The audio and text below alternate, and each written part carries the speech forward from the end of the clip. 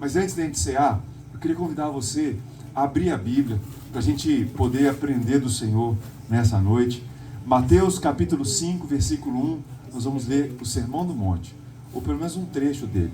Nós já estudamos o princípio da adoração, depois vimos o princípio da sensibilidade, né?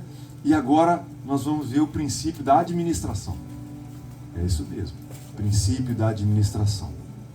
Irmãos, nós precisamos lembrar que, antes de lermos o texto, que nós vivemos nesse mundo, e esse mundo aqui ele tem regras físicas, regras químicas, regras que são próprias do mundo físico.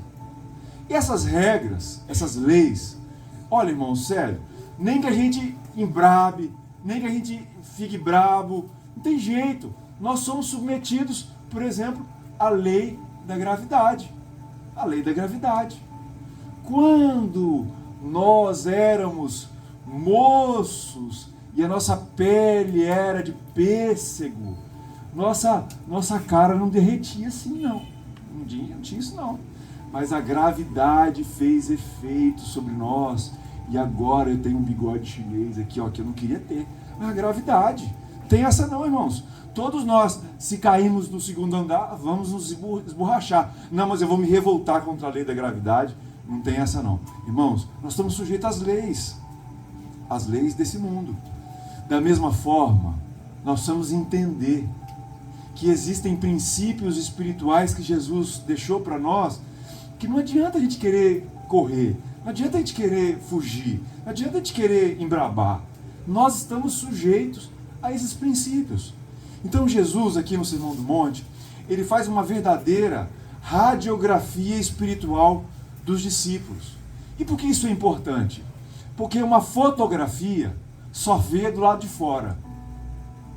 Mas a radiografia, uma tomografia, ela vê por dentro.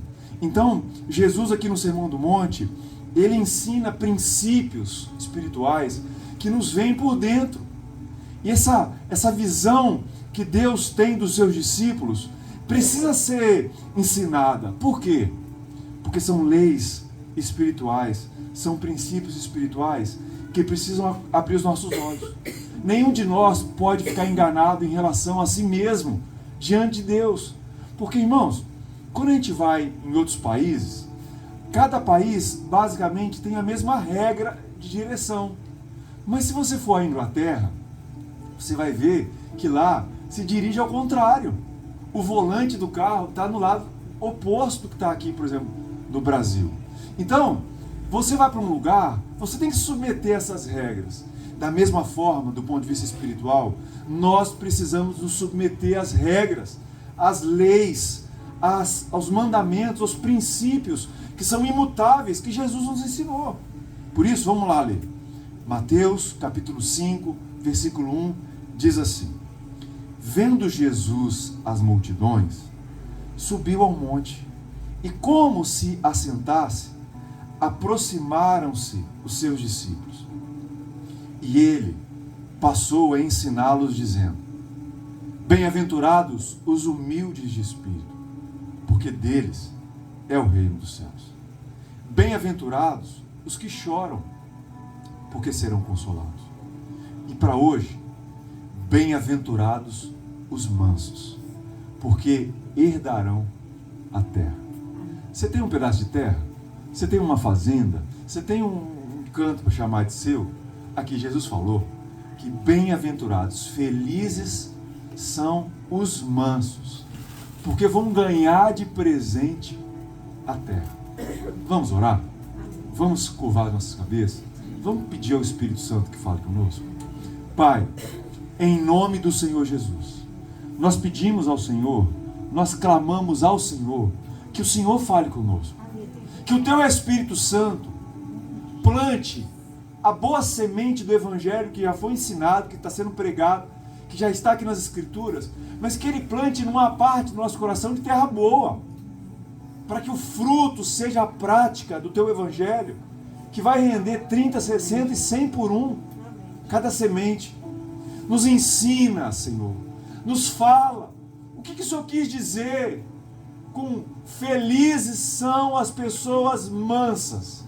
Essas pessoas vão herdar a terra. Senhor, nos ensina, nos ajuda, da mesma forma que o Senhor nos ensinou, quando o Senhor falou que eram felizes os que eram humildes de espírito, aquelas pessoas que tinham o coração quebrantado. Senhor, aqueles que de fato te adoravam como era devido, que sabiam quem eram. Senhor, como o Senhor nos tem ensinado, que felizes são aqueles que são sensíveis, que choram, aqueles que se importam e servem os demais. Senhor, hoje nós precisamos ouvir de Ti, Senhor. O que o Senhor quer para nós com a mansidão? Porque nós queremos herdar a terra. Fala conosco, Espírito Santo. É o que nós te pedimos. Em nome do Senhor Jesus. Amém, meus irmãos? Amém. Irmãos, o que é o princípio espiritual contido na expressão felizes são as pessoas, ou bem-aventurados são os mansos? Eu quero começar a ensinar a todos essa noite o que não é. O que não é o que Jesus está querendo dizer. Jesus não está dizendo assim: feliz, bem-aventurado são os pamonhas. Jesus não está dizendo assim: bem-aventurado, feliz aquela pessoa amável, dócil. Apesar que os mansos, que nós vamos entender daqui a pouco, é uma pessoa dócil. Mas não naquele sentido daquela pessoa que não tem boca para nada, aquela pasmaceira, caráter fraco. Bem-aventurados mansos não é aquela pessoa que, para ficar em paz, para não ter problemas, cultiva algo que um pastor que tivemos por muitos anos nos ensinou, que era paz a qualquer preço. O que é paz a qualquer preço? É uma atitude negativa de alguém que não confronta situações para que a verdade seja estabelecida. É alguém que sempre diz, e eu não me lembro se era um desenho ou se era um filme, que tinha um personagem que, acho que, se eu não me engano, com sua esposa, ela era brava, ela era nervosa, ela era uma onça, e ele só dizia assim: sim, bem, sim, que dizia, não tinha boca para nada. Bem-aventurados os mansos, felizes são aqueles que são mansos. Não é aquela pessoa que nos seus relacionamentos querem paz a qualquer preço, e por isso se anulam, não dizem o que pensam, e para ter paz evitam os confrontos. Não. Jesus, ele disse: vinde a mim, porque eu sou manso. Jesus disse que era manso. Mas o mesmo que disse que era manso, quando estavam no templo, transformando o templo num lugar de comércio, Jesus faz um chicote e dá chicotada naquele povo e vira as mesas e expulsa essas pessoas. Não tem como ser manso e ao mesmo tempo virar mesas, gritar com o povo, expulsar e dar chicotada. Esse manso do paz a qualquer preço. O mesmo que disse que era manso, botou para correr os cambistas. O mesmo que disse que era manso, virou para os escribas, os fariseus, e falou assim: ó, vocês são uma corja, vocês são sepulcro caiado, lindo por fora, mas cheio de contaminação por dentro. Vocês, Jesus falava com os fariseus, com os religiosos daquela época, vocês gostam de aparecer. O mesmo Jesus que virou para Pedro O mesmo Jesus que disse assim: Pedro, isso aí que você acabou de falar, não foi revelado por você.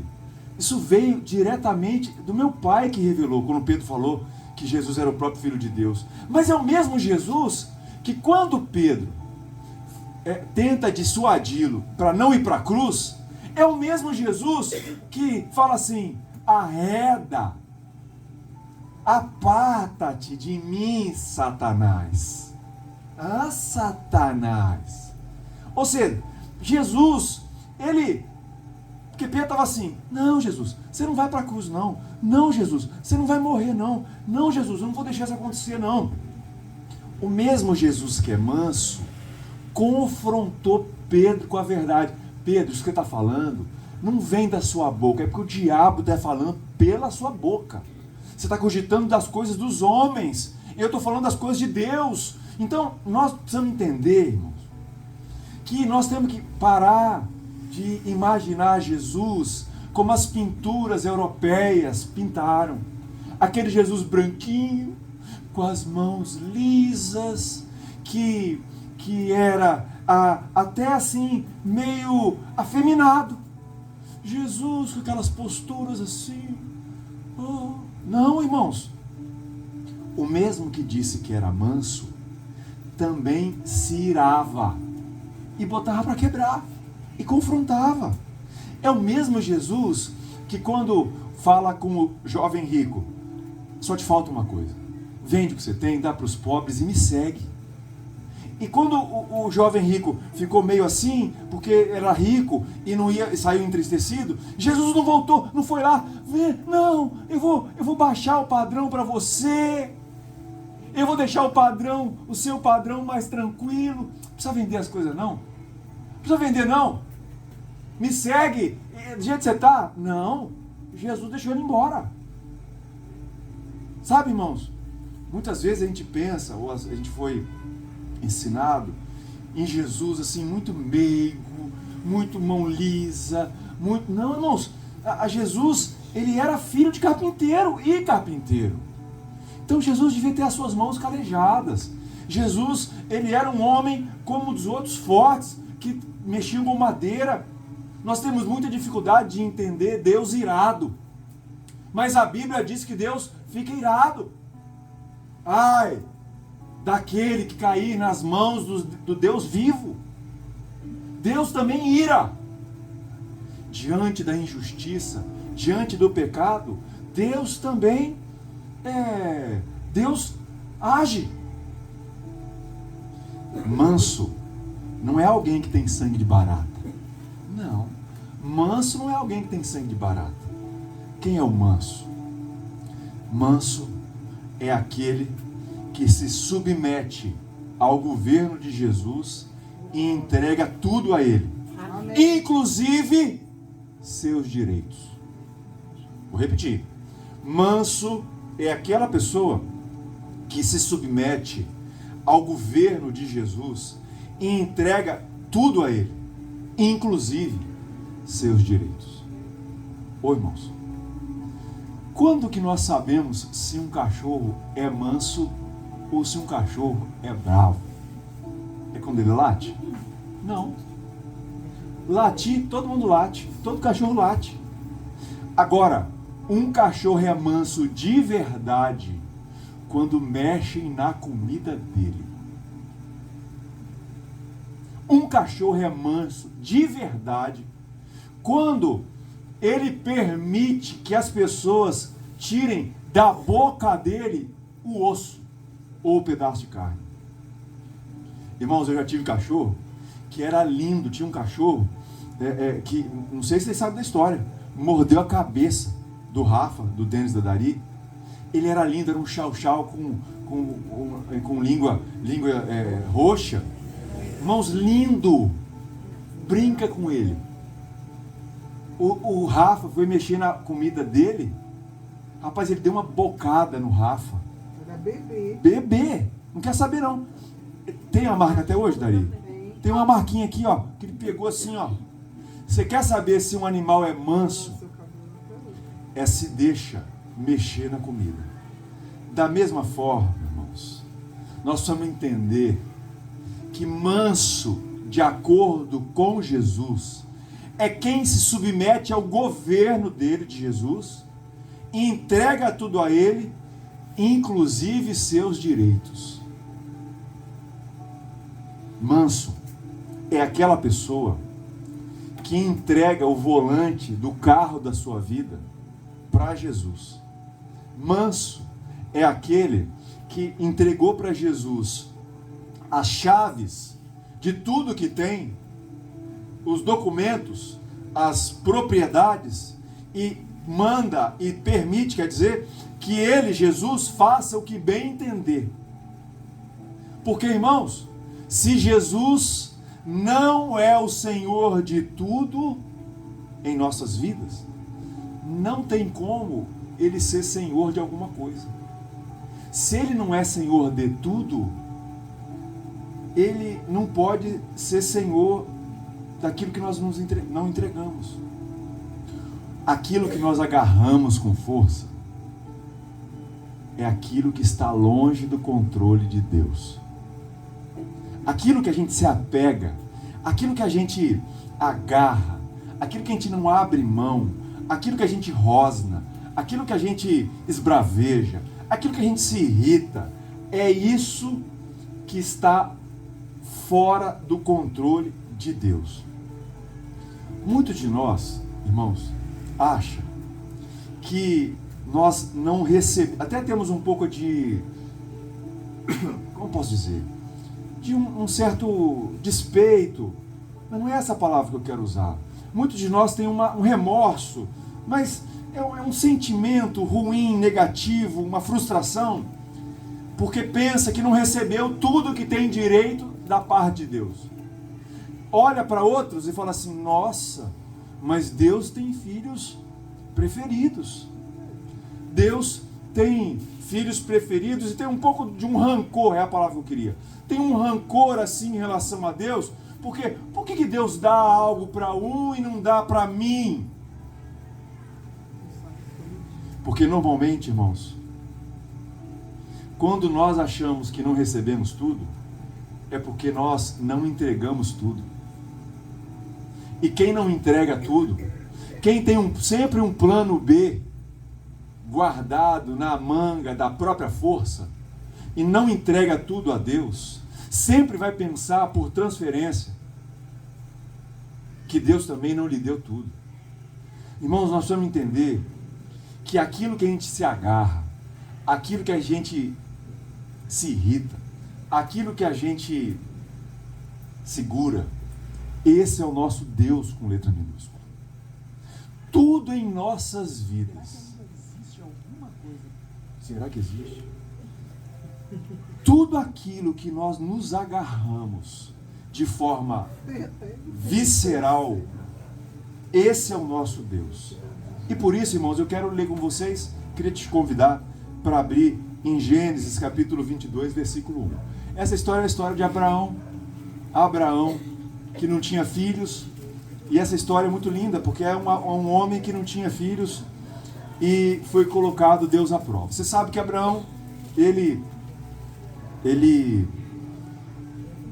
antes de a gente ler, deixa eu te contar, Abraão era casado com Sara.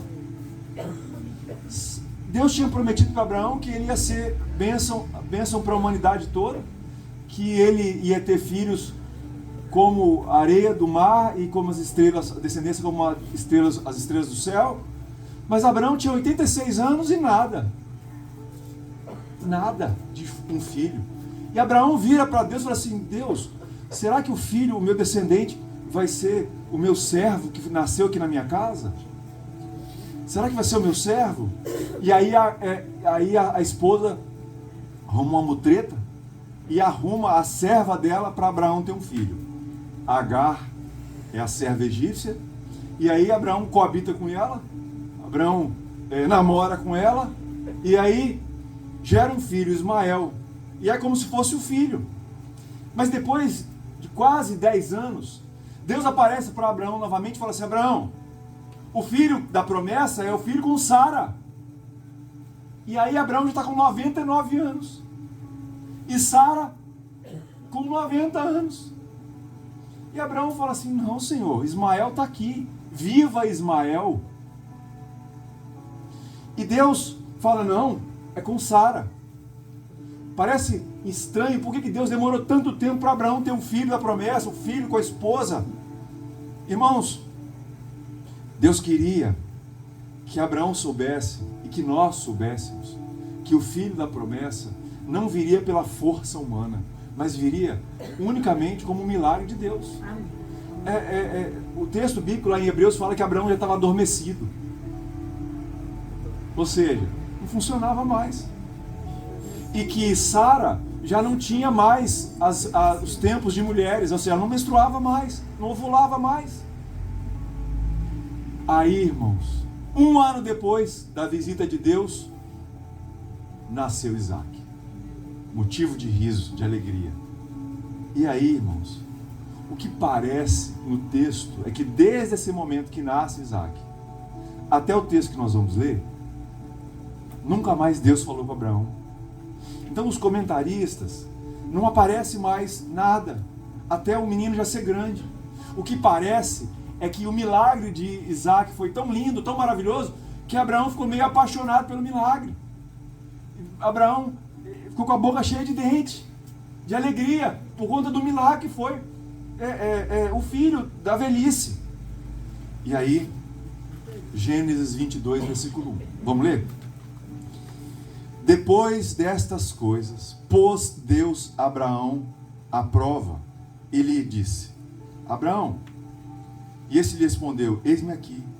Acrescentou Deus: toma teu filho, teu único filho, Isaque, a quem amas, e vai-te à terra de Moriá. Oferece-o ali em holocausto, sobre os montes, que eu te mostrarei. Irmãos, só um minuto aqui. É o Deus Moloque, é um Deus pagão que pede sacrifício de criança. Deus nunca pediu sacrifício de criança. Por que será que Deus pede o sacrifício do único filho da promessa? Vamos continuar. Levantou-se, pois, Abraão, de madrugada, e tendo preparado o seu jumento, tomou consigo 2 dos seus servos e a Isaque, seu filho. Rachou lenha para o holocausto, e foi para o lugar que Deus lhe havia indicado. E ao 3º dia, imagina essa viagem. Imagina para viajar com o filhinho da mamãe Sara. Sabe, essas mães que todinho, iogurte, danoninho. Era Isaac para Sara, uma mulher rica que teve um filho da velhice. E Abraão já teve que convencer a deixar ele viajar sozinho. A gente não sabe se ele contou para a mulher ou não do sacrifício. Nós só sabemos que depois que aconteceu o que aconteceu, Sara não vive mais com Abraão. Eles moram em lugares separados. Provavelmente Sara sabia e ficou extremamente revoltada. Porque quando ele volta do texto que nós vamos ler, eles não moram juntos mais. Eles meio que se separaram. Sara, imagina Sara para arrancar esse menino de casa, para Abraão arrancar. O texto continua. Entende aí? Levantou-se, pois, Abraão de madrugada, e tendo preparado o seu jumento, tomou consigo 2 de seus servos e Isaque, seu filho, rachou lenha para o holocausto, e foi para o lugar que Deus lhe tinha indicado. Ao 3º dia, erguendo Abraão os olhos, viu o lugar de longe. Então disse a seus servos: esperai aqui, com o jumento. Eu e o rapaz iremos até lá, e havendo adorado, voltaremos, no plural, voltaremos para junto de vós. Tomou Abraão a lenha do holocausto, e a colocou sobre Isaque, seu filho. Ele, porém, levava na mão o fogo e o cutelo. Assim caminhavam juntos. Quando Isaque disse a Abraão, seu pai: meu pai, respondeu Abraão: eis-me aqui, meu filho. Perguntou-lhe Isaque: eis o fogo e a lenha, mas onde está o cordeiro para o holocausto? Isaque parou e perguntou, não falou assim: eis o fogo, eis a lenha e tem o cutelo. Cadê o cordeiro? Bom, e seguiam... cordeiro para o holocausto. E respondeu Abraão: Deus proverá para si, meu filho, o cordeiro para o holocausto. E seguiam ambos juntos. Chegaram ao lugar que Deus lhe havia designado, e ali edificou Abraão um altar. Sobre ele dispôs a lenha, amarrou Isaque, seu filho, e o deitou no altar, em cima da lenha. E estendendo a mão, tomou o cutelo para imolar o filho. Mas do céu lhe bradou o anjo do Senhor: Abraão, Abraão! Ele respondeu: eis-me aqui. Então lhe disse: não estendas a mão sobre o rapaz, e nada lhe faças, pois agora sei que temes a Deus. Ou seja, havia uma dúvida. Pois agora sei que temes a Deus, porquanto não me negaste o filho, teu único filho. Tendo Abraão erguido os olhos, viu atrás de si um carneiro preso pelos chifres entre os arbustos. Tomou Abraão o carneiro e o ofereceu em holocausto, em lugar de seu filho. E pôs a Abraão por nome aquele lugar: o Senhor proverá. Daí disse até o dia de hoje: no monte do Senhor se proverá. Então do céu bradou pela segunda vez a voz do anjo do Senhor a Abraão e disse: jurei por mim mesmo, diz o Senhor, porquanto fizeste isso e não me negaste teu único filho, que deveras te abençoarei e certamente multiplicarei a tua descendência como as estrelas dos céus e como a areia da praia do mar, e a tua descendência possuirá a cidade dos seus inimigos, e nela serão benditas todas as nações da terra, porquanto obedeceste a minha voz. A pergunta que não quer calar é: por que Deus ordenou o sacrifício do próprio filho de Abraão? Será que Abraão ficou de fato apaixonado pela bênção que recebeu de Deus e começou a trocar o Deus da bênção pela bênção de Deus? Será que Abraão ficou mais apegado à bênção do que ao próprio Deus que o tinha abençoado, ao ponto de Deus ter que lhe provar? O fato, irmãos, é que Isaque possivelmente se tornou Deus, com letra minúscula, para Abraão. Abraão substituiu o verdadeiro Deus que tinha chamado ele de longe, para uma terra que ele não conhecia. Abraão substituiu Deus por seu filho. Coisas humanas, coisas naturais de cada um de nós. Agora, irmãos, nós talvez não é com o filho, mas às vezes sim com os filhos, às vezes com o casamento, com a profissão, com o dinheiro, tudo que tem significado, que nós nos agarramos, nos apegamos demais, se torna Deus, com letra minúscula, para nós. Irmãos, sabe quando que Abraão começou a matar Isaque? Quando ele sai de viagem. Cada dia viajando, 3 dias. Que luta! Que luta! Vou ter que matar meu filho, vou ter que matar meu presente, vou ter que matar meu descendente. E as promessas que o próprio Deus falou comigo, será que eu ouvi certo? A viagem continuou. Deus olhando tudo. Abraão matou Isaque. Quando ele deixa os servos aqui embaixo e sobe com o menino, sozinho, para o cume do monte. Quando ele fez o altar, amarrou o próprio filho, e ele levanta a mão para matar o filho, Deus de fato percebeu que Abraão já tinha matado o filho. Ele não matou fisicamente, mas o ato de entregar, o ato de tirar essa deidade que estava dominando sua vida, Abraão matou Isaque. Abraão tirou Isaque do trono. Ou seja, aquilo que nós nos apegamos, aquilo que nós agarramos, aquilo que nós seguramos, é aquilo que nós colocamos no trono. Abraão foi manso, porque, como disse aqui atrás, Manso é aquele que se submete ao governo de Jesus e entrega tudo a Ele, principalmente, inclusive, seus direitos. Sabe, irmãos, nós precisamos aprender com a história de Abraão, que tudo aquilo que nós agarramos, Deus vai pedir, Deus vai tirar. Tudo aquilo que nós soltamos, tudo que nós entregamos, tudo que nós colocamos nas mãos de Deus, Deus vai nos dar. Por isso que nós não devemos correr atrás de bênçãos. Nós não devemos ser daqueles que cada dia está numa campanha, numa igreja diferente, atrás de uma conquista diferente. Porque, irmãos, se Deus é nosso Pai, se Deus é tudo para nós, nós já somos filhos do Deus da bênção. E nós teremos, quando decidimos entregar tudo a Ele, nós teremos tudo o que precisamos. É uma falácia desse mundo o ato de nos agarrarmos com as coisas, nos agarrarmos com situações. Quando deixamos ir, quando matamos aquilo que tem nos prendido, sabe o que acontece? Deus nos devolve. Deus devolve. Porque Deus não é malvado. Deus não é maligno. Deus não quer fazer seus filhos sofrer. Tudo que domina o nosso coração é concorrente de Deus. E Deus não aceita trocar, irmãos. Deus não aceita ficar em segundo lugar.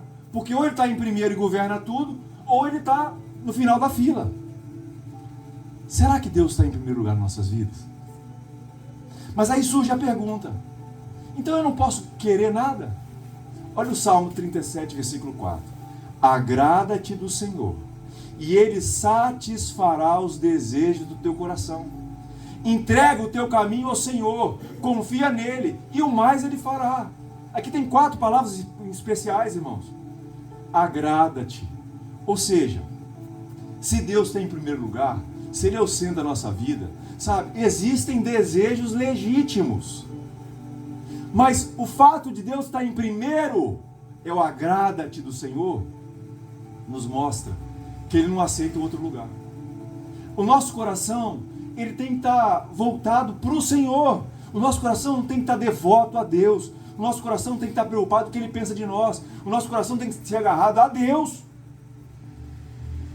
Ele tem que ser o primeiro. Depois o texto diz que Ele satisfará os desejos. Porque se Deus está em primeiro lugar, irmãos, um pai não tem problema nenhum de dar aquilo que a gente precisa. Em terceiro lugar, o texto diz que entrega o teu caminho ao Senhor. Confia nele. Confia é a 4ª palavra. Sabe, irmãos, nós precisamos entregar aos deuses falsos. Nós precisamos entregar aquilo que não é Deus de verdade. Nós temos que entregar. Nós precisamos entender que podemos, se Ele está em primeiro lugar, ter desejos legítimos. Mas se esses desejos começarem a se avolumarem e eles tomarem o lugar de Deus, ou Ele nos dá aquilo, ou Ele tira de nós o desejo de ter aquilo. Não adianta querer ter as coisas, querer ter pessoas, querer ter uma família, se Deus não for em primeiro lugar. Porque se Ele não for em primeiro lugar, irmãos, aquilo se constitui um ídolo. E aí nós temos que entender que só é manso de coração quem é aquele que deixa Deus interferir nas coisas que gosta. É como o cachorro que deixa seu dono tirar a comida da sua própria boca. Sabe, irmãos, bem-aventurados, felizes são os mansos, porque o manso é aquele que se submete a Deus, entrega o controle da vida a Ele e entrega os seus direitos, porque sabe que tudo é de Deus, que tudo é dele. E nós, como administradores, nós só estamos cuidando. Não é o meu carro, não é a minha casa, não é o meu dinheiro, é tudo de Deus. Por isso que é o princípio da administração. Irmãos, os mansos entendem que como tudo é de Deus, Ele pode fazer o que quiser. E fazendo o que quiser, nós entregamos os nossos direitos a Ele. Quais são as consequências da violação desse princípio? Ansiedade. Quando nós achamos que as coisas são nossas, a gente fica com medo do futuro. Se os nossos filhos são de Deus, se o nosso esposo, esposa é de Deus, se o nosso negócio, ele não está em primeiro lugar, se o nosso dinheiro não está em primeiro lugar, e isso não gera ansiedade, porque se tudo é de Deus, Ele que cuide, eu só sou um administrador. Segundo lugar, gera a violação de ser manso, gera uma amargura, porque quando nós não temos aquilo que achamos que temos direito, achamos que estamos tendo os direitos violados. Mas eu sirvo ao Senhor, eu tenho direito de ter isso ou aquilo, eu tenho direito de viver isso ou aquilo. Irmãos, é tudo dele. Quando nos submetemos e entregamos a Ele, Ele que decide. Terceiro lugar, irritação.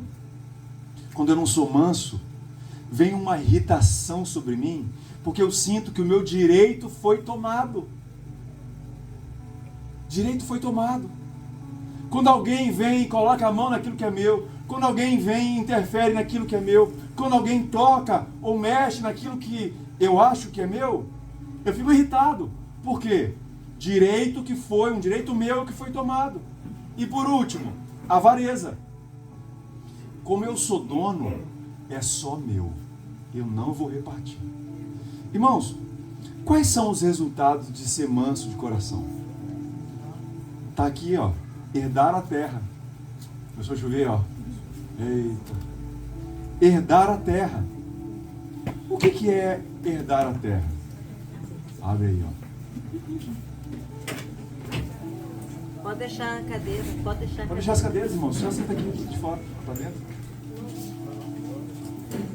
Tem outros preparados. Pronto, ó. Tem um plano B aqui, ó, para vocês.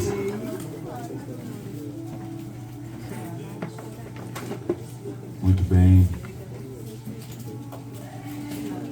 Nada de tomar chuva não, minha gente. Nela. Qual que é o resultado da observação do mandamento de ser manso? Herdar a terra. Olha que interessante. Ser manso, não ser manso é perder a terra. E ser manso, herdar a terra. Herdar a terra. Se acomodaram aí? Irmãos, o mandamento diz: se eu for manso, eu vou herdar a terra, ou seja, eu vou ter aquilo que eu preciso. Eu vou ter a direção correta das coisas que eu preciso fazer. Se nada me domina, eu sei para onde ir. Tem uma história muito interessante de dois bêbados. E eles, o Jeff que imita bem bêbado. Os dois bêbados beberam a noite toda. Foram para um bar, para uma festa que era numa ilha. Foram de barco. E chegaram, amarraram o barco e foram para a festa. E tomaram todas. Tomaram todas. Vão embora para casa. Aí os dois embriagados entraram no barco e remaram, mas nunca chegavam do outro lado do rio. O dia nasceu, o sol nasceu, a cachaça já foi saindo deles, e eles perceberam o quê? Que eles não desamarraram o barco. Remaram. E irmãos, sabe, presta atenção. Quando nós não temos direção, quando nós não temos visão das coisas, a nossa vida fica amarrada, ela fica presa. Porque, sabe, outro dia eu estava vendo alguém falando que a gente não tem que receber pelo trabalho que a gente faz, pelas muitas horas de trabalho que a gente faz. A gente tem que receber pelo resultado que a gente entrega. Não adianta você falar assim: não, trabalhei a madrugada toda. Aí de manhã entrega um relatório, o relatório está ruim. Aí eu quero receber porque trabalhei muitas horas. Não. As pessoas recebem pelo resultado que entregam. É pelo resultado que entregam. Então, o que nós precisamos entender? Se a gente não tem visão, se a gente não percebe que tudo é de Deus, nós vamos ficar, não tem ditado? Malhando em ferro frio. Sabe?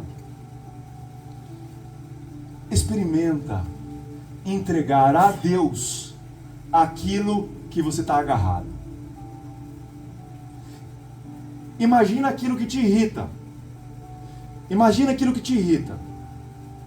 Irmãos, é incrível perceber que quando nós somos agarrados com alguma coisa, Deus sempre vai providenciar situações que vão nos testar. Ele vai querer aquilo. Então pessoas vão mexer, pessoas vão estragar, pessoas vão querer tomar. Agora, quando nós, irmãos, entregamos a Ele as coisas e os sentimentos, por exemplo, você é uma dona de casa e você detesta que as pessoas da sua casa coloquem os copos do lado do sofá. Como a casa é sua, aquilo te irrita porque você limpa, você se organiza, você faz com zelo. E aquilo gera estresse na sua casa. A partir do momento que você disser assim: Deus, essa casa é sua, eu só sou administradora desse lugar. Se bagunçarem a casa, estão bagunçando a sua casa, não a minha. Eu só estou aqui cuidando.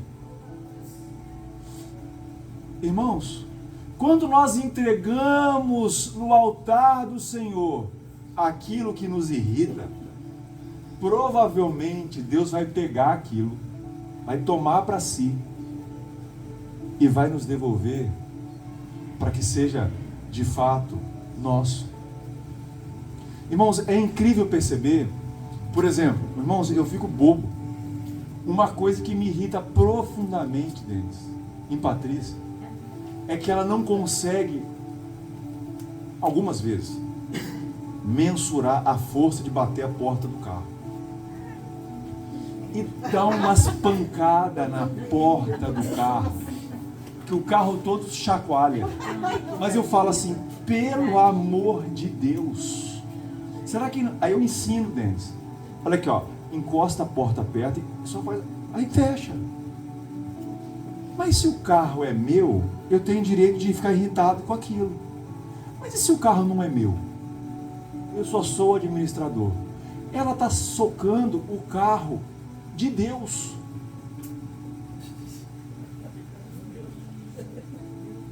Ela está espancando o carro de Deus, que a gente cuida. Você entende a diferença de visão, irmãos? Quando algo que está agarrado, que eu acho que é meu, a gente entrega ao Senhor, a gente começa a ter umas experiências maravilhosas na administração das coisas. Porque se Deus recebeu aquilo, Ele vai cuidar daquilo. Você acha que Deus não vai cuidar das suas coisas? Quando as coisas são dele? Eu sempre falava assim, irmãos, eu sou o pastor mais fácil que tem de tomar em minha igreja. Quando eu plantei uma vez uma igreja, eu falava assim, gente, o dia que vocês não quiserem mais que eu seja pastor de vocês, vocês não precisam fazer rebelião, não precisam mais falar pelas minhas costas, não precisa, porque é só vocês me pedir, eu entrego. Irmãos, não deu outra.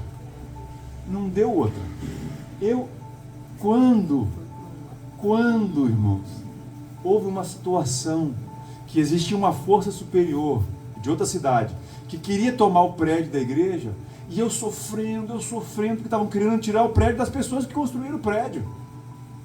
E nesse culto eu chorei, rapaz. Chorei que nem criança.